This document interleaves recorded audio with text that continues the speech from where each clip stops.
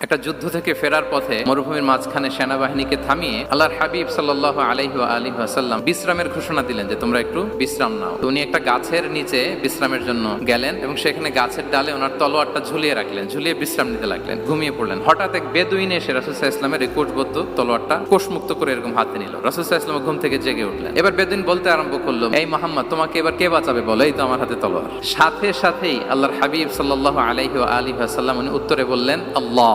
কোনো চিন্তা ভাবনা নাই যে ওরে আঘাত করা যায় কিনা পাল্টা, বা কোনোভাবে ওর কনফিডেন্স ডাউন করা যায় কিনা, কোনো দিকে না তাকিয়ে কি বললেন? আল্লাহ। সব সময় তিনি আল্লাহ কেন্দ্রিক ছিলেন। গারে সাউরে যখন আল্লাহ রাসূল সাল্লাল্লাহু আলাইহি ওয়াসাল্লাম এবং আবু বকর রাদিয়াল্লাহু তাআলা আনহু ওনারা আশ্রয় নিয়েছিলেন রাত্রিবেলায়, কুরাইশরা যখন খুঁজতেছিল, আবু বকর রাদিয়াল্লাহু তাআলা আনহু বলেন যে কুরাইশদের পা দেখা যাচ্ছে, ওরা যে হেঁটে যাচ্ছে, একটু উকি মারলেই আমাদেরকে দেখা যায়। রাসূল সাল্লাল্লাহু আলাইহি ওয়াসাল্লাম আবু বকর রাদিয়াল্লাহু তাআলা আনহুকে বলেন যে আবু বকর, চিন্তা করো না, লা তাহসান ইন্নাল্লাহা মা'ানা। আবু বকর, চিন্তা করো না, আল্লাহ আমাদের সাথে আছেন। সুবহানাল্লাহ।